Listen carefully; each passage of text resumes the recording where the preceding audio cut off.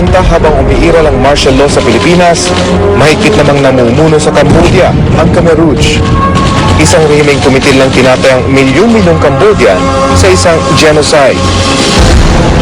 Sa ilalim ng pamumuno ni Pol Pot at ng iba pang leader ng Communist Party, ang mga mamamayan, lalo na ang mga profesional, ay sapilitang inilikas mula sa syudad at pinagtrabaho sa bukirin. Ang sinumang tumutol ay pinapatay.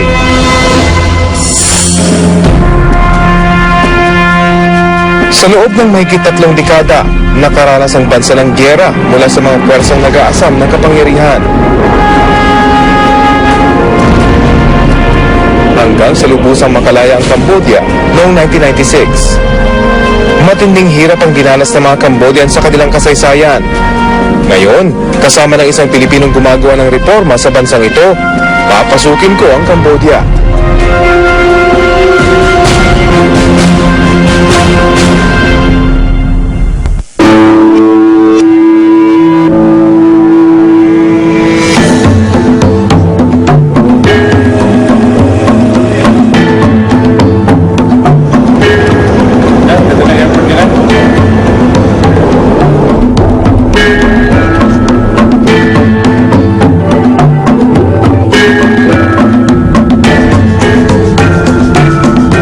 Nandito na kami sa Battambang. 2 taon nang nakalipas mula nang unang nagpunta si Kuya Ben sa Cambodia para tumulong sa bayan ng Battambang. Volunteer si Kuya Ben mula sa DSO Bahaginan, isang NGO na nagbubuklod sa mga volunteer at mga samahan, komunidad o ahensya ng pamahalaan upang tugunan ang problema ng mga marginalized sector. Okay, dito na tayo. Ngayon, babalik siya para tingnan kung nagtagumpay ang kanyang pagsisikap. Wala kasing direct flight mapupunta rito mula sa Manila, kaya nagpapalit-palit kami ng eroplano hanggang makarating dito. Halos buong araw yung biyahe namin. So, anong pakiramdam din nang nakita niyo na yung lugar ulit? Surprise po ang bilis ng development dito sa Battambang. Yung huli ko sing punta rin dito sa Cambodia, natatandaan ko yung land travel na talagang sobrang hirap. Pero ngayon, mula sa airport papunta rito sa Battambang ay paved na yung kalsada. Oo, wala na tayong... At makikita mong malaki na yung development dito sa Cambodia. So, andito na kami sa hotel. 10 araw na biyahe yung aming binuno. Makarating lang dito. Hotel.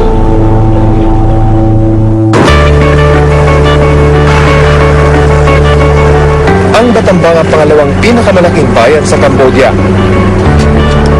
Ngunit gaano man ito kalaki, may tuturing pa rin itong isang probinsya. Sa katunayan, ito ang rice bowl ng bansa.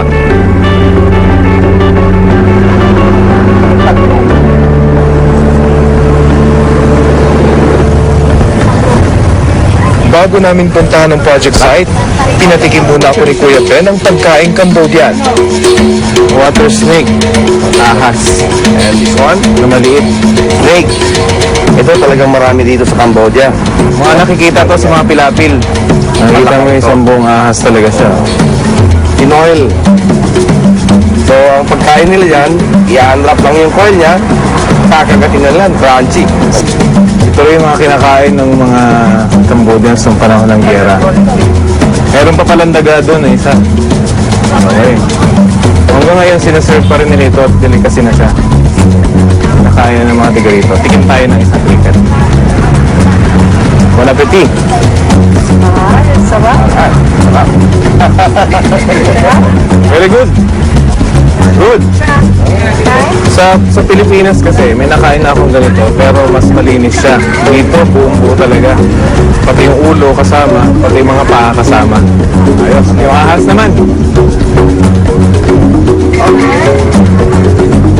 Di rin.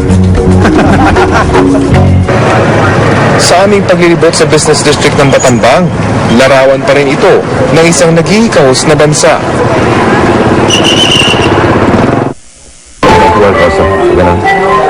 So, you see the name. Dito sa opisina ng KROM at PWAT-PUM o Group for Village Development, nakilala ko si Ref, isang Cambodian na pumalit kay Kuya Ben bilang consultant ng mga NGO at ng mga magsasaka. So, you can say it's a typical office of NGO.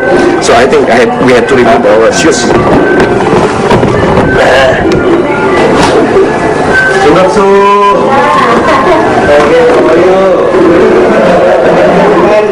Ipinasa rin ni Kuya Ben ang kanyang mga nalalaman kay Ref.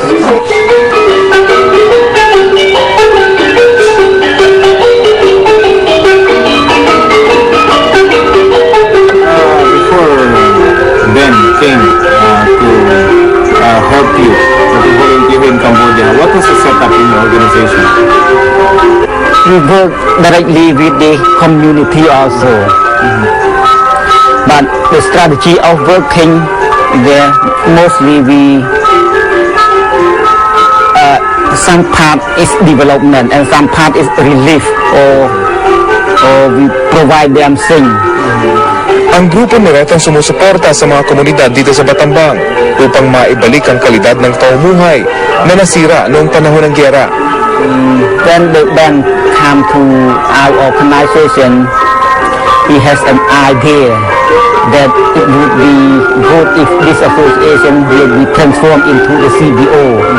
His idea is very good. If we practice to implement a CBO, it would be good for the community, and also if the CBO are grow enough, they can play the role for a stronger civil society. Dahil sa magandang kinalabasan ng pagpupulong, excited na kaming makita ang project site. Habang kami bumabiyahe, nadaanan namin ang ilang biktima ng landmine.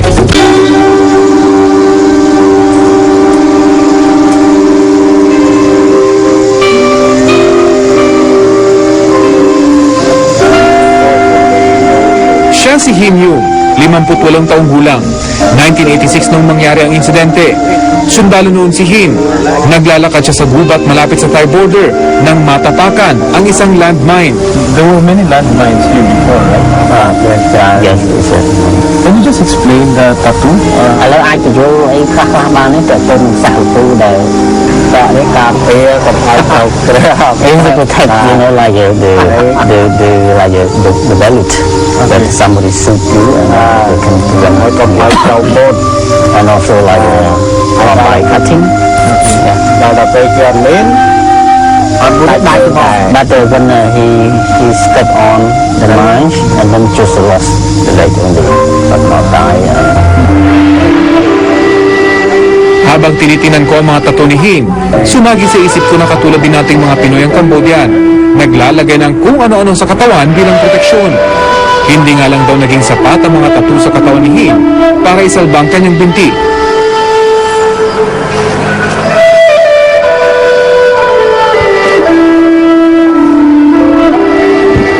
Sa di kalayuan, isang matandang babae naman ang naputulan ng binti. Nangyari ang insidente sa mismong taniman na malapit sa kanyang tirahan. Oh, wow! Bebe. Sisituri mo? Dạ, Okay. Oh, so. Okay.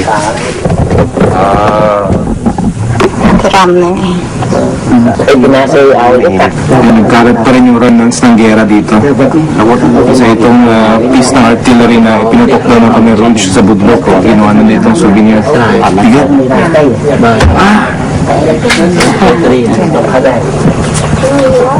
30 kilo siguro to.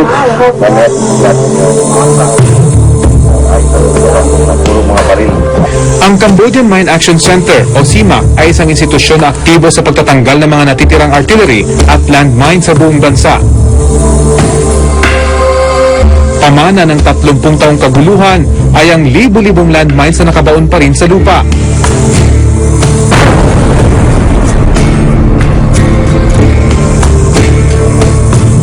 Libu-libo na rin ang namamatay dahil dito.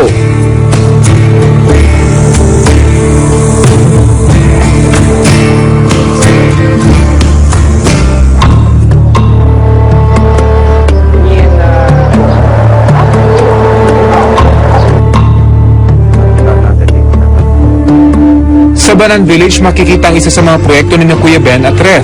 Yung nakita natin ay 5 hectares na compound yun na pasture land na siyang capital na proyekto ng cow project. So nandun yung mga baka, mahigit ng 20 yung baka doon at yung iba ay na-disperse na ito sa mga magsasaka para alagaan nila. So patuloy na dumadami ang mga baka at nagkakaroon ng mga mamamayan, mga magsasaka ng mga baka sa kanilang mga sakahan. My dad also has a project with ITs in our country. And what they do is, they also have a cattle breeding program. The people are keen to work on the food that they will develop their own attitude and behavior to practice it on the community side. So you are changing their mindset. They changing the mindset of practicing this for their own development.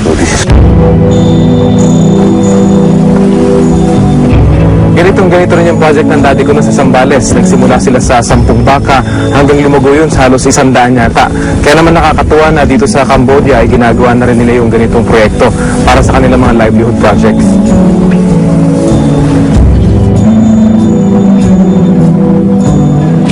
Dahil nasa proseso pa rin ng pagbabago ang pamahalaan ng Cambodia, karamihan sa tulong ay nanggagaling sa mga NGO. Sila na rin ay nagdadamayan, makaon lamang sa kahirapan. Actually, that's the key word before. You have to empower yourself. You cannot give what you don't have. Kabi-kabila ang mga palayan na natatanaw ko, kaya hindi malayo na ituring ang Batambang bilang kumakatawan sa rural Cambodia.